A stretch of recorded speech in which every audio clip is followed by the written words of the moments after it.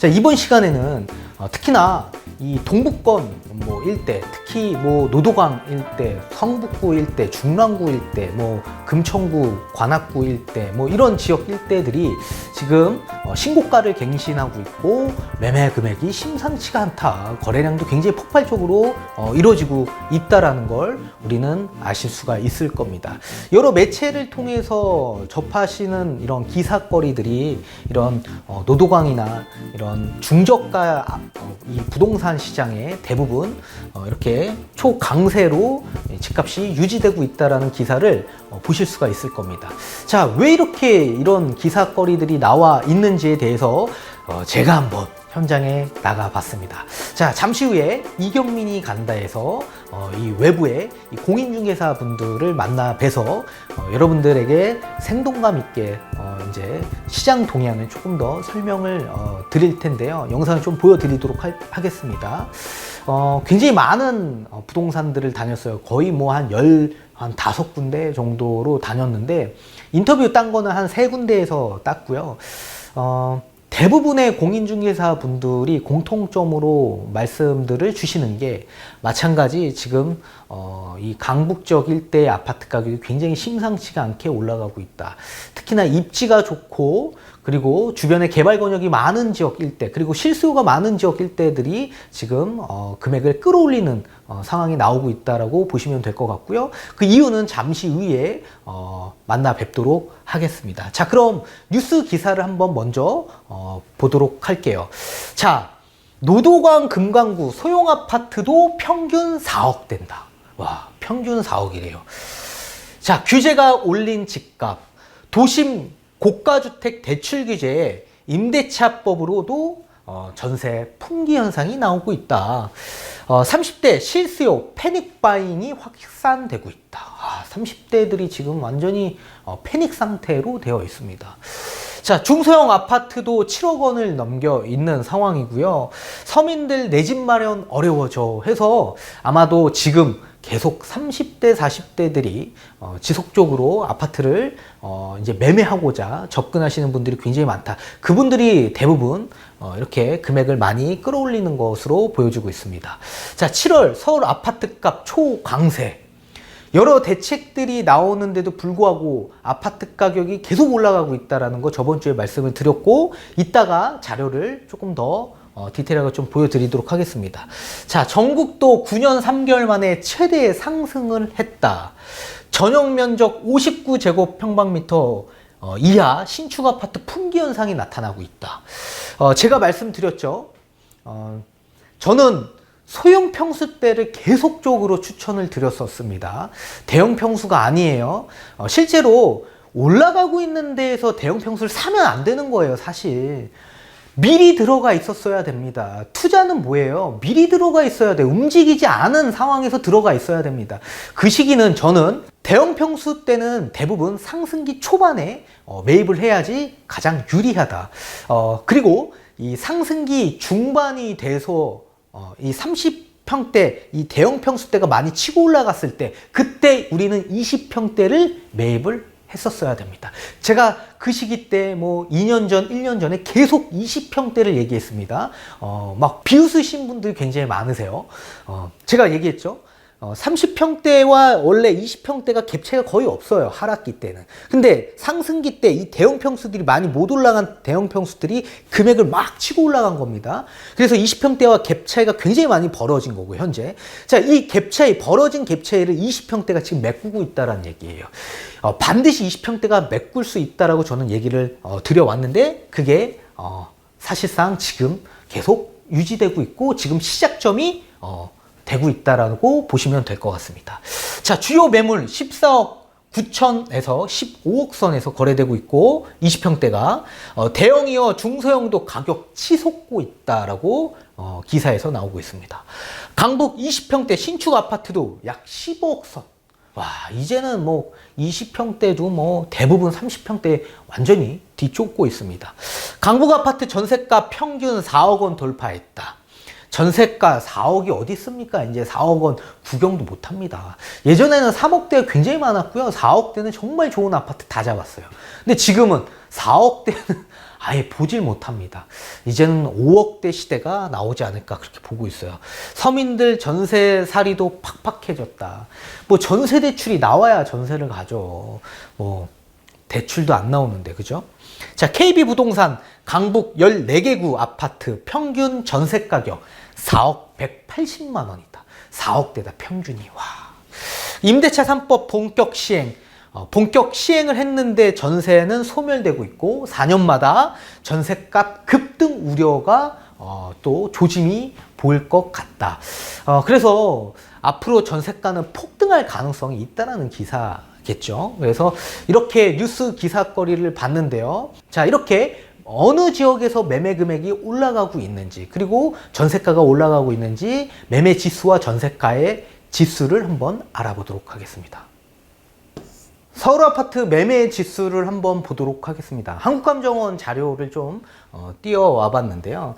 자, 2020년 1월부터 2020년 7월 저번 달까지의 이 지수입니다. 글씨가 잘 안 보이실 거예요. 뭐 뚫어지게 보실 필요는 없으시고요. 우리 추세만 아시면 될 것 같습니다. 어느 시기에 상승을 했고 어느 시기에 하락을 했는지만 보시면 될 것 같은데, 요렇게 빨간 글자로 적혀져 있는 것들은 상승을 의미하고요. 이렇게 파란 글자, 파란 숫자로 적혀져 있는 걸 우린 하락을 의미합니다. 자, 한번 볼게요.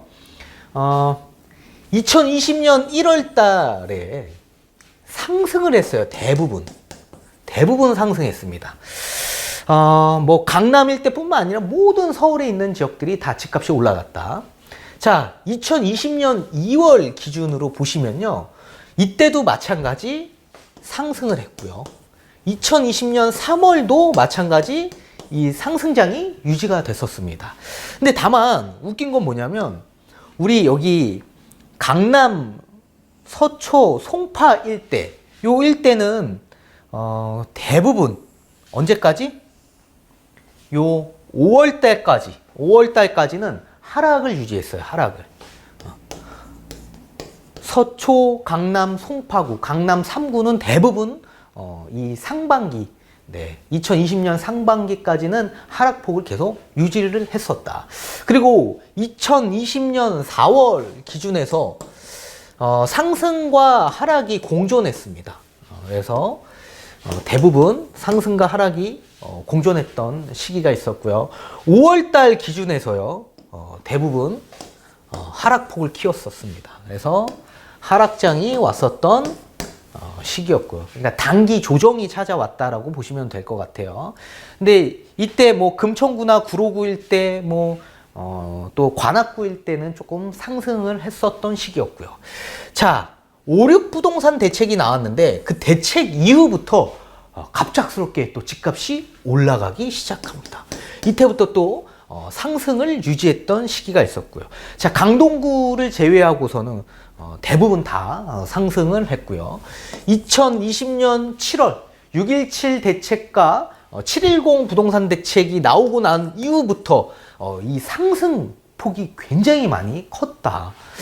특히나 지금 여기 보시면 노도강이 굉장히 강세를 이루고 있고요. 노원, 도봉, 강북, 그리고 성북구, 그리고 뭐 구로구, 금천구, 관악구 일대, 중랑구 일대가 굉장히 많이 상승 폭을 이루고 있다라고 보시면 될 것 같습니다. 자, 이렇게 풀려있는 유동성들이 사실은 우리 이 초고가 주택이 있는 지역들도 지금 들어는 가겠으나 그 들어가는 수요층들은 좀 한정적이라고 보고 있고요.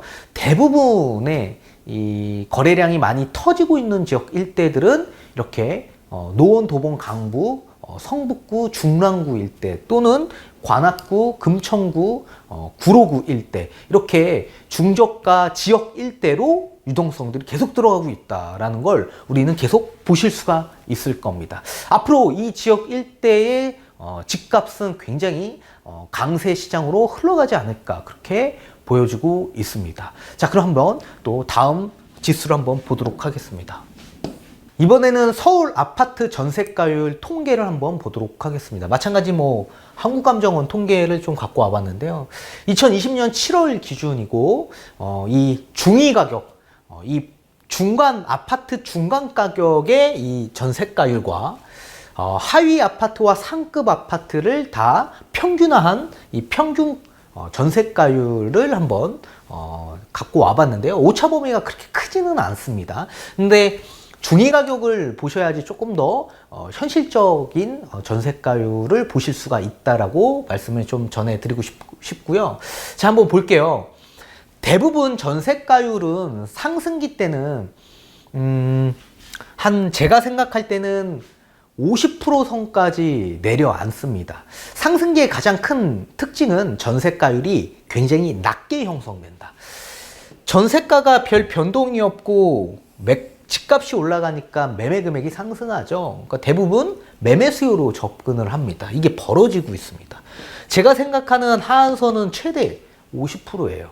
자, 50%면 결국엔 고점이에요, 고점. 40%대 아파트나 40%대 지역이다? 그거는 뭐 거의 머리카락 접고 들어가는 수준이라고 보시면 될 것 같습니다. 이게 상승기예요. 근데 지금 이 그래프는 지금과 조금은 다르죠. 지금은 전세가가 폭등하고 있죠. 자, 그럼 매가는 가만히 있나요? 매매 금액도 같이 올라가고 있어. 어떻게 해요? 벌어진 상태에서.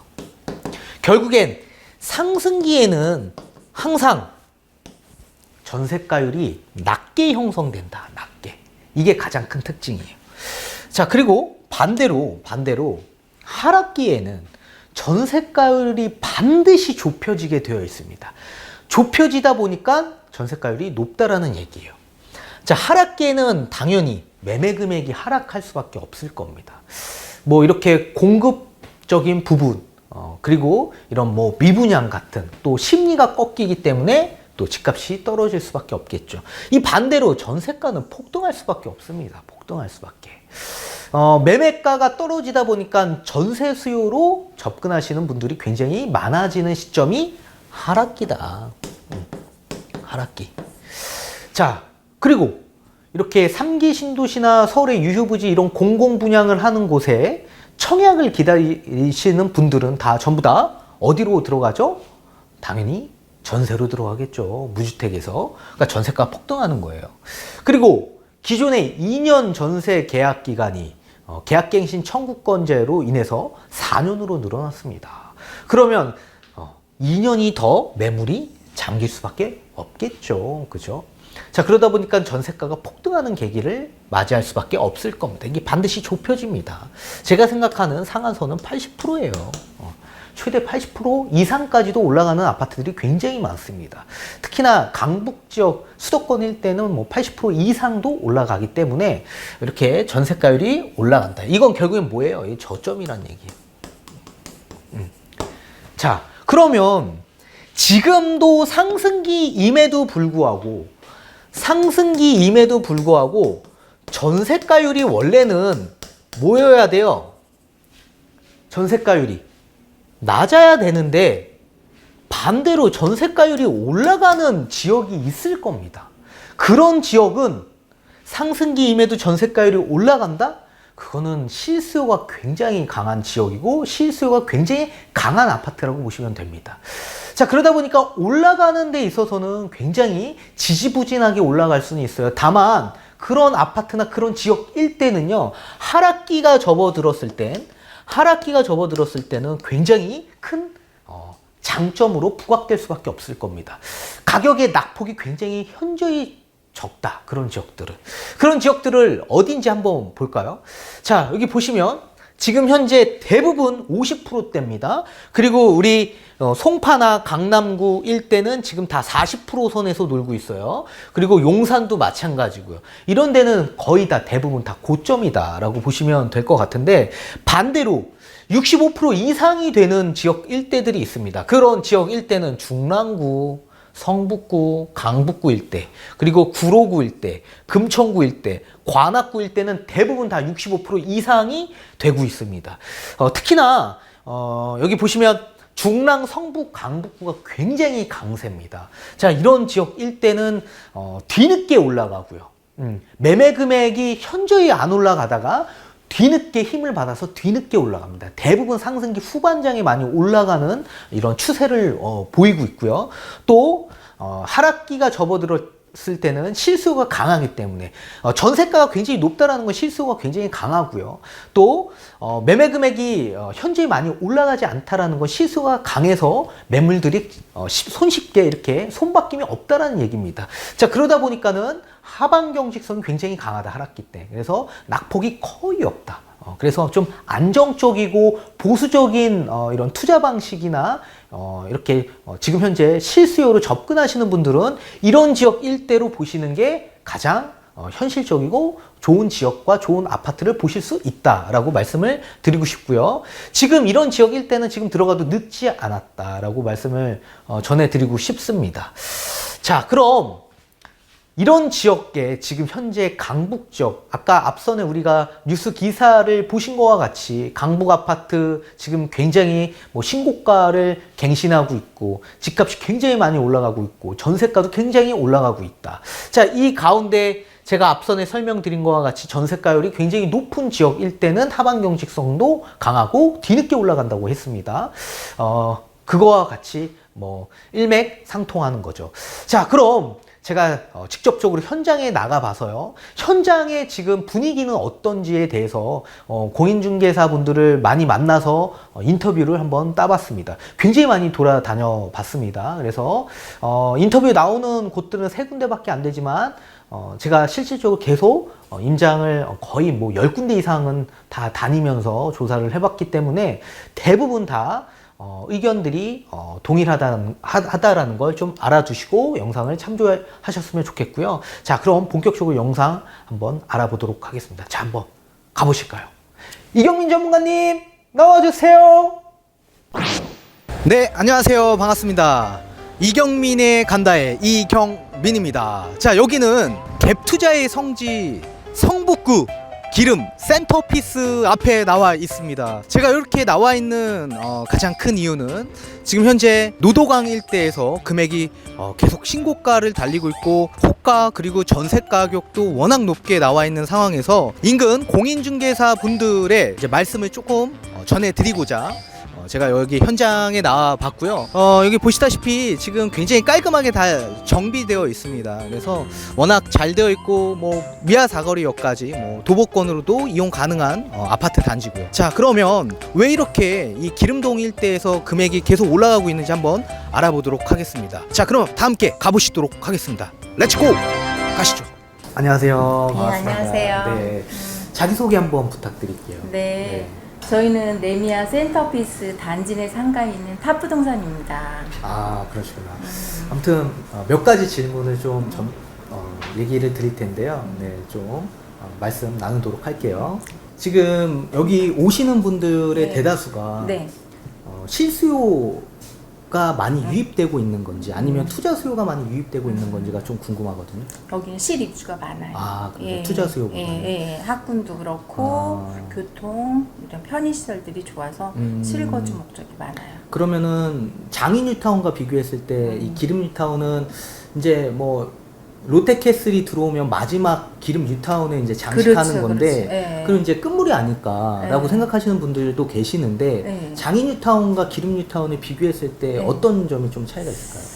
아, 장유타운도 물론 이제 다 완성이 되면 좋겠죠. 네네. 좋은데 이제 기름 뉴타운은 일단 여기가 끝물이라고 하지만 그 앞으로 신기름도 있고요. 아, 그렇죠. 사업 시행인가 역세권 네. 개발도 있고요. 네. 또 신월골 개발이 이렇게 맞물려 있어요. 네, 거기도. 맞아요. 네, 재개발이 지금 있기 때문에 그거 형성이 된다면 대단한 효과가 그죠. 있을 거예요. 청량리도 지금 이런 홍등가가 없어지고 나서 네. 엄청나게 부각이 됐었는데 네. 지금 미아도 마찬가지로 그렇죠, 지금 그렇죠. 진행이 그게. 거의 사업 시행인가가 예, 임박되어 있죠. 바로 올해 예정돼 있어요. 예정되어 사업 있어요. 시행가가. 예. 그게 만약에 사업 시행인가가 나면 그쵸. 더 시너지가 나오겠네요. 그럼요. 엄청나게. 시너지는 엄청나게 나죠. 그리고 역세권 개발도 지금 그렇죠. 공사하고 지금 있고. 공사하고 있고 신기름 구역도 올해 안에 바로 롯데 네, 클라시아 클라시아. 발로 앞에 네. 거기도 지금 어디까지 사업 가 있어요? 시행 인가는 났는데 네. 지금 변경안이 들어가 있어요. 변경 신청을 네, 하고 있구나. 네. 여러 가지 지금 대책들이 나오고 있는데 네. 이 나오고 있는데 가운데 지금 금액이 계속 올라가고 있어요. 그렇죠. 특히나 이런 수요층들이 네. 이 풀려 있는 유동성들이 결국에는 오갈 데가 없어서 이 중저가 시장으로 많이 넘어오는 것 같거든요. 앞으로 가격 추이는 어디까지 더 올라갈 가능성이 있어 보입니까? 30평대, 네. 35평 기준으로 해서 지금은 14억에는 거래는 네. 됐는데 이제 대출이라는 거를 무시 못 하잖아요. 15억부터는 그렇죠. 대출이 안 되니까 15억까지는 가는 데는 뭐 금방 뭐 거래는 되겠지만 거기서 어떤 변화를 조금 봐야 될 것 같긴 해요. 그렇구나. 뭐 실수요건 투자 수요건 네. 20평대와 30평대를 본다라고 한다면 추천을 어디 평수로 해 주실 가능성이 있어 보여요? 이제 센터피스는 특징상 20평대가 많이 차지를 해요. 비율을. 그러니까 20평대는 이제 신혼부부의 한계가 있잖아요. 젊은 부분들하고. 근데 이제 여기는 주로 수요층이 학교도 무시 못하고 영어 초중고가 있어서 그러면 그분들은 필요에 30평을 선택할 수밖에 없거든요. 작으니까. 네네네. 근데 상대적으로 30평대는 작으니까 20평대 지금 반밖에 차지를 안 해요. 600세대 이상. 그리고 여기 실거주로 20평대는 1200세대 이상이고 그러다 보니까 조금 여유가 되신다면 30평대가 좀 낫지 않을까. 수익적으로 봤을 때. 네, 수익적으로 봤을 때는 좀 더 실익이 있는 평수는 어디가 더 좋을까요? 아무래도 작은 평수. 작은 평수가 조금 더 올라설 그렇죠. 가능성이 있다. 네. 일단 대출 부분을, 무시 금융 못하네. 부분을 무시 못해요. 그걸 안 끼고 하기는 좀 강북에서는 부담스러울 수 있어. 알겠습니다. 그럼 동북권 일대는 30평대보다 소형 평수대가 지금은 좀 강세네요. 강세죠. 소형이 다 강세예요. 그 이유가 지금 여기가 투자 수요보다 실수가 더 많은. 투자 수요도 많고 실수요도 많아요. 같이 있어요. 여기는 같이 혼재돼 있어요. 실수요자도 있고 임대사업자 갭투자자도 많이 와 있어요. 저기 대구, 부산에서 많이 와 있고 뭐 강남 쪽에서 여기 사는 사람들도 보통 집 몇 채씩 갖고 있어요. 많이 그렇죠. 사. 대부분의 사람들이 지금 마포 권역에 한 5년 차 된 아파트들이 지금 한 10억, 16억에 나와 네. 있는데 네. 그럼 거의 마포 권역의 아파트의 턱 밑에까지 그렇죠. 가격이 올라간 게 아니냐. 네. 근데 기름동 일대가 무슨 마포 권역까지 지금 가격이 올라가냐. 그렇게 네. 또 반문을 하시는 분들이 분명히 계실 거예요. 그렇죠. 근데 이제 뭐 백화점도 거기는 백화점 이런 게 편의시설이 없잖아요. 여기는 롯데백화점, 현대백화점, 뭐 이마트 가까이 있고 텍사스촌도 없어지고 그다음에 경전철, 동북선 공사하고 있잖아요. 네. 그거 하면은 이제 더블 역세권 되니까 센터피스 같은 경우는 훨씬 좋죠. 그래서 그 주변에 개발 권역이 많아서 금액이 그렇죠. 더 올라가는 거다. 투자 개발 호재가 많아서 더 상승 여력은 충분히 있어요. 그러면 롯데캐슬 클라시아가 나오면 얼마 선까지 올라갈 것 같아요? 30평대 기준. 내 22년 1월이니까 네. 뭐 사람들이 지금 잠깐 이렇게 대책 발표 나와 있잖아요. 나오면 조금 주춤했다가도 한 3개월 지나면 잊어버리고 또 오셔요. 오시면 시세는 그때도 한 뭐 16억 정도 가시지 않을까? 역시 제랑 생각이 좀 네. 비슷하네요. 이게 10억이 넘어가면 금방 1억씩 호가는 집 보러 갈 때마다 1억씩 올리시더라고. 중개업은 몇 년 하셨나요? 20년 했습니다. 오래 하셨네. 네. 그럼 이제 하나만 물어볼게요. 지금도 센터피스가 이제 14억, 롯데캐슬 클라시아가 나오면 막 16억까지 간대요. 네. 근데 만약에 지금은 상승기지만 앞으로 하락기가 언젠가는 올 거 아닙니까? 네. 하락기가 오면 그렇게 높게 올라갔던 금액이 확 떨어지는 거 아니에요? 떨어지지는 않습니다. 잠시 약보업세로 조정받다가 네. 이제 한 뭐 3개월 조정받다가 또 이제 탄력받아서 그대로 상승하고 있어요. 주변에 제가 자. 여직군 한 경험에 의하면 그럼 봐봐요. 2010년부터 13년이 완전히 하락기가 접어들었던 시점이고 하락기가 왔었던 시점인데 이 시기 때의 기름동 일대의 가격 추이는 어땠어요, 그러면? 가격 추이는 그렇게 많이 떨어지진 않았고 2013년도에 정부에서 대책을 내놨어요. 2013년 4월 2일에 1주택자 대책 내놓으면서 거기 그 시기부터 이제 투자자들이 갭 투자자들이 서서히 여기 들어왔어요. 연말까지 거래를 하면은 5년 동안 하는 거 양도세, 비과세를 해준다 조세특례법이 바뀌었죠. 그걸 해줌으로 인해서 13년도부터 오르고 그때 산 사람들이 많이 올라서 많이 사들였어요. 제가 그러면서 14년도, 16년도 계속 투자 이제 갭 투자자들이 계속 온 거예요. 그래서 떨어질 거다 조정받을 거라 했는데 조정은 한 번도 안 받고 거의 조정 안 받았어요. 조금 대책 나올 때마다 잠시 한 달 주춤했다 또 안 내려가고 또 계속 계단식 상승했어요. 그러니까 제가 그래프를 보더라도 네, 이 계단. 동북권일 때 특히 기름동이 계단식. 가격이 거의 변동이 없었더라고요. 변동 하락기 없어요. 때. 하락기 때도 그 없어요. 이유가 결국엔 완화 정책을 또 써서 네. 투자자가 유입이 많이 됐었고 네. 그 이전에는 그러면 여기가 실수요가 강해서 금액이 덜 떨어졌던 건가요? 여기가 이제 아파트가 입주한 지 얼마 안 됐잖아요. 네네. 신규 아파트다 보니까 네. 신규 아파트들은 거의 이제 입주해서 한 5년 정도 지나면 가격이 상승해요. 안정세가 주변 그치. 환경이 다 편의시설 모든 게 다 안정세가 저번에 택지개발지구나 이런 신도시 같은 경우에는 5년이 지나면서 더 탄력을 받아서 5년 이후가 시장이 더 좋아요. 다 센터피스 같은 경우도 처음에 이제 2년 됐잖아요. 더 올라요.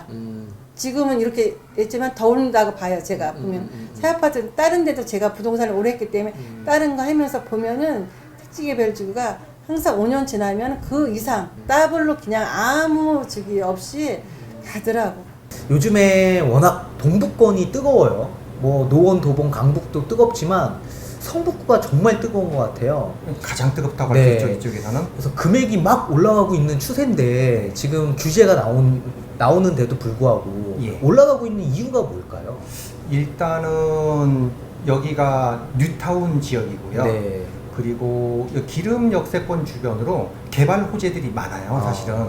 7월 10일 대책 발표 이후로도 급격히 지금 많이 오르는 거라고 볼 수 있어요. 네. 그러니까 거래는 되고 있나요? 지금 매물이 많지가 않아요. 아. 그러니까 매수자가 대기하고 있고 실수요자는 계속 지금 쫓아서 거래를 하고 있는 상황이에요. 예. 그러니까 투자자는 지금 약간 관망세에 대기하고 있고 그렇죠. 실수요층들은 조금이라도 늦으면 안 되니까 집을 지금 사고자 하는 분들이 많다. 그렇죠. 네. 예. 지금 제가 보기엔 5억대에서 놀고 있었던 아파트들이 지금 7억대까지 막 올라가고 있고 7억에서 놀고 있던 아파트들이 9억까지 올라가고 있단 말이에요. 예. 특히 여기 보시면 뭐 여기 뭐 기름역 금호 어울림이나 네. 뭐 이런 아파트들 삼성 아파트 네. 이런 아파트들이 계속 금액이 올라가고 있는데 이런 아파트들이 금액이 올라가고 있는 이유가 뭘까요? 기름 역세권, 그다음에 여기 기름 역세권하고 비교할 수 있는 게 미아 사거리 역세권이에요. 근데 미아 사거리 역세권의 센터피스가 너무 그 가격이 많이 오른 상태고 이 주변 아파트 소유자분들은 거기하고 또 비교를 많이 해요. 그러니까 개발 호재 플러스 현재 센터피스가 끌어당기는 그런 영향이 가장 크다고 볼 수 있는 거죠. 대장주 아파트가 금액이 올라가기 때문에 이제 이제 후행하는 아파트들이 예. 가격을 계속 올라간다. 올라가는 거죠. 네. 자, 그러면 센터피스가 지금 30평대가 14억 나온단 말이에요. 네. 네. 근데 일각에서는 이거 14억이면 너무 비싼 거 아니에요? 아니 왜 강북에서 어떻게 14억이 나오죠? 할 수도 있어요. 그렇죠. 네. 근데 이게 14억이 정상적인 가격이라고 생각하세요? 솔직하게? 솔직하게 많이 올랐죠. 네. 많이 올랐는데 주변 호재나 그다음에 이 인근 기름 뉴타운에서 가장 대단지예요. 2300세대 대략. 그다음에 클라시아가 2300세대. 연결되면 거의 5000세대 가까워져요. 기름 뉴타운은 약간 구릉지 비슷하게 완성됐는데 네. 여기 같은 경우는 평지 비슷해요. 단지도 크고 그러다 보니까 대장주 아파트가 된 것 같아요. 역세권이고. 그러면 그 아파트의 금액이 더 올라갈 수 있다라고 보고 계십니까? 지금 추세로 보면은 2022년 1월 달에 클라시아가 네. 입주를 시작을 합니다. 네. 근데 클라시아 같은 경우도 20평대가 지금 11억 선을 넘어섰어요. 네, 맞아요. 지금 추세로 보면은 20평대가 제가 보기에는 한 14, 15억 선 정도는 무난하게 갈 것 같아요. 그러면 30평대는? 30평대는 17, 8억은 넘어설 것 같고요. 그 마포권역인데? 예, 많이 그렇게 얘기해요. 네. 앞으로는 여기 기름 지역이 마포하고 같이 갈 것 같다. 이런 얘기를 손님들도 많이 하세요. 예. 그 이유가 개발 권역이 워낙 광범위해서. 예, 그리고 기름역이 강북 횡단선 네, 네. 예, 예전에 계획 그렇죠. 발표했는데 환승역이 네. 된다고 네, 맞습니다. 나왔어요. 그래서 그런 영향들도 많이 있는 것 같아요. 동북선도 있고. 예. 그리고 지금 현재 굉장히 뜨거운 게 이 집창촌이란 말이에요. 예, 미아 신월곡이고요. 집창촌. 예. 예. 거기서 지금 현재 사업 시행 인가가 임박되어 있는 걸 저는 알고 있거든요. 지금 공람 공고가 7월 초에 끝났고요. 8월 중으로 사업 시행 인가가 난다고 지금 얘기가 나왔어요. 만약에 사업 시행 인가가 난다면 금액은 또 판도가 달라지죠. 완전히 달라지죠. 거의 청량리급 이상으로도 갈 그 수 이상 있다. 될 가능성도 커요. 이 인근에서는 가장 자리가 좋은 자리라고 보시면 됩니다. 거기 지금 매물은 나와 있나요? 거의 없어요. 아, 그렇죠. 부르는 게 가격인 거죠. 예, 여기뿐만 아니고 전반적으로 기름 뉴타운, 미아 뉴타운 일대에 재개발 매물이 많이 사라졌어요. 예. 도남 6구역도 조합 설립이 났잖아요, 얼마 전에. 거기도 지금 건축 심의가 들어가 있어요. 예, 서울시에 들어가 있는데 거기 같은 경우에는 상대적으로 지금 약간 저평가돼 있어요. 네, 그렇죠. 위치는 시내권인데 저평가돼 있어서 찾는 분이 굉장히 많으세요. 싸서 아직 저렴해서. 예, 아직 저평가돼 있어서. 프리미엄은 얼마였죠? 도남 대략. 6구역 같은 경우에는 한 3억 정도 보시면 돼요. 프리미엄? 예, 프리미엄이. 그럼 초투가 얼마 들어가요? 초투는 3억에서 한 5억 사이 정도 물건에 따라서. 네. 예, 아직 저렴하네요. 저렴한 편이에요. 예. 기름 역세권 개발도 예. 그 트윈골드인가요, 거기가? 네, 트윈골드 지난 15일 날 일반 분양 끝났죠. 네, 예. 거기도 제가 알기로는 경쟁률이 어마어마했죠. 몇백 대 1이 나왔죠. 30평대는 466대 1이고요. 네. 24평 같은 경우에는 평균 85대 1 정도 나왔어요. 그 제가 알기로는 평균 가점이 59점인가? 뭐 예. 그 정도로 나와 있는 걸로 예, 알고 예. 있었는데 그럼 뭐 30대는 아예 뭐 엄두도 안 났겠네요. 그죠? 그렇죠. 그러니까. 입주권. 예, 입주권. 입주권은 지금 24평 같은 경우에 약 9억 선 정도 네. 보시면 됩니다. 그러면 프리미엄으로는 한 4억 5천 선 정도 됩니다. 지금 현재. 그렇군요. 아무튼 요 지역 일대가 지금 굉장히 많이 변화될 거고 요 대로변에도 신기름 구역이죠. 여기 지금 사업시 인가까지 나져 있죠. 예, 거기도 지금 뭐 개발이 같이 된다면은 요 일대가 굉장히 많이 바뀔 텐데. 그렇죠. 천지 개벽하는 거죠. 그쵸. 예, 예. 그럼 요 기름 일대가 한 그 급수로 따진다면 네. 죄송하지만 네. 한 어느 정도 지역과 비슷해 간다라고 생각하십니까? 조금 전에 말씀드렸듯이 많은 분들이 마포하고 비교를 많이 하세요. 예. 진짜로요? 예. 가격도 사실은 비슷해졌어요. 그런가요? 예전에는 마포하고 여기 기름하고 뉴타운하고 많이 차이가 났어요. 네네. 그런데 센터피스하고 클라시아가 들어서면서 비슷해졌어요. 사실. 그러면 성북구에서 지금 이렇게 금액이 많이 올라가져 있는 상황에서 나중에 혹여나 예. 하락장도 올 거 아닙니까? 언젠가는. 예. 혹시 그 중개업을 좀 오래 하셨나요? 예, 17년 정도. 그러면 하락기를 맞이해 보셨을 텐데 네. 2010년부터 2014년까지가 완전히 하락기였거든요. 예. 근데 그 시기 때 기름동일 때 아파트들은 그러면 그때도 한참 핫했었는데 예. 금액이 많이 올라갔었죠. 기름 뉴타운 때문에. 예, 예, 예. 금액이 많이 떨어졌었나요? 그렇지는 않았어요. 그죠? 예. 별 변동이 없었었죠. 크게 변동은 없었어요. 그 변동이 없었던 가장 큰 이유가 뭐예요? 일단은 개발 호재죠. 뭐. 그리고 꾸준하게 기름 뉴타운으로서 개발이 진행되고 있기 때문에 그 기대감이 큰 것 같아요. 여기는 그러면 실수요가 많나요? 아니면 투자 수요가 많나요? 기름 뉴타운은 반반 정도 될 것 아. 같아요. 기름 뉴타운은 학군이 좋아요. 네. 초등학교 학군이. 네. 그래서 실제 들어와서 거주하시는 분들도 많고. 예.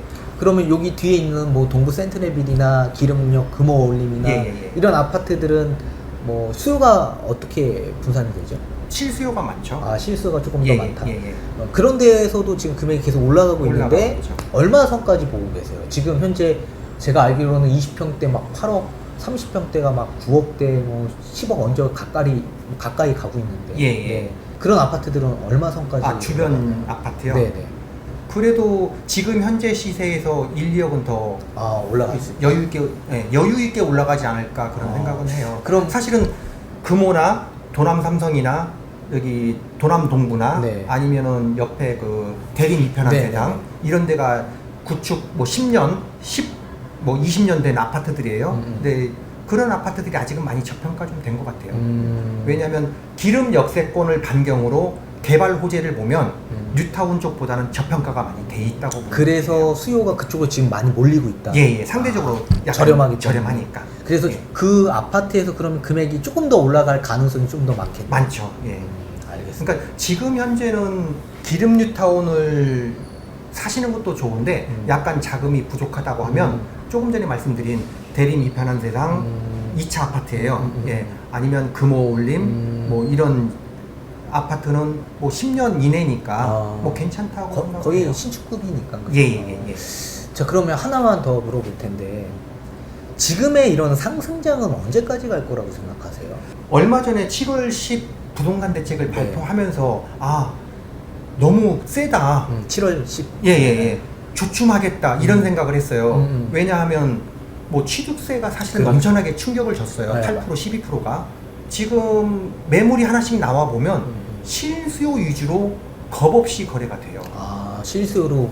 예예. 그러니까 실거래가가 얼마 전에 5억 5천에 신고됐어요. 지금 6억 4천에 거래가 그냥 돼요. 아. 고민도 없이. 그러니까 그럼 수요층의 나이대는 어떻게 돼요? 아무래도 보통. 3, 40대가 아, 젊은 분들이 많이 예, 들어요, 예, 이제. 예, 예. 그게 맞죠. 아, 기사랑 비슷하네요. 그렇죠. 나와 있는 예, 예. 얘기랑. 그러니까 그런 부분이 좀 많이 안타깝기는 해요. 어떻게 보면은. 자, 이렇게 실제로 현장에 나가봐서 여러 음성을 또 듣고 깨닫고 보고 느낀 것들이 있었습니다. 특히 시장의 동향을 조금 더 자세하게 알 수 있었는데요. 제가 기름동을 갔던 가장 큰 이유는 동북권 일대에서 사실 지금 가장 대장의 역할을 맡고 있는 지역이 사실 기름역 주변이거든요. 그래서 한번 그 지역으로 실제로 한번 나가봤고 이 매매 금액이 굉장히 많이 올라가고 있는 상황인데 이 공인중개사 분들 그리고 특히 또 이런 입주민들이나 아니면 외지 사람 분들은 이 금액대가 굉장히 적정한 금액인지에 대해서도 궁금하실 거라고 생각해서 제가 인터뷰에서 무례하지만 좀 많이 콕콕 찔러서 물어보기도 했었습니다. 충분한 답변을 얻은 걸로 보여지고 있고요.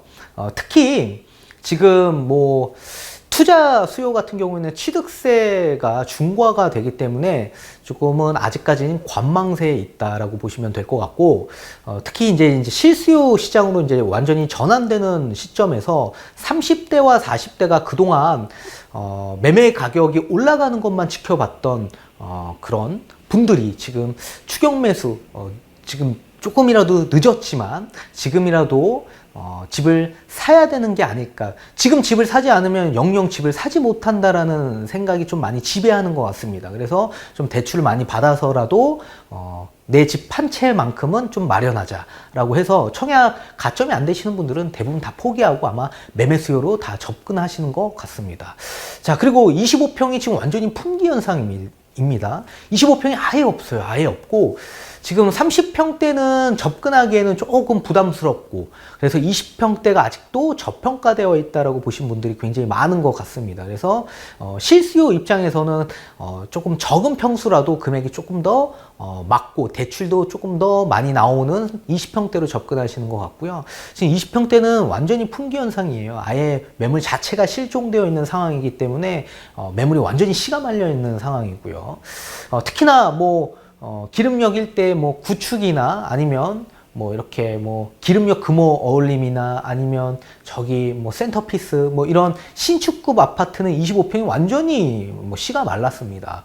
특히 기름금호 같은 경우에는 완전히 조금 아직도 저평가되어 있고 굉장히 가격도 메리트가 있죠. 굉장히 좀 저렴하고요. 그래서 뭐 찾는 분들이 많으신 걸로 알고 있어요. 25평 자체가. 근데 지금 매물 자체가 아예 없고요. 매물을 놨던 분들도 다시 걷어들인다라고 합니다. 특히나 지금 기존에 8억대였던 게 막 12억까지도 부른대요. 네, 그만큼 매물이 귀하다. 그리고 전세 수요도 굉장히 귀하다라고 보시면 될 것 같아요. 전세 매물도 굉장히 귀하다. 그래서 매물 자체가 굉장히 없기 때문에 뭐 부르는 전세 가격으로 그냥 대부분 다 사신다라고 합니다. 자, 그렇게 보시면 될 것 같고요.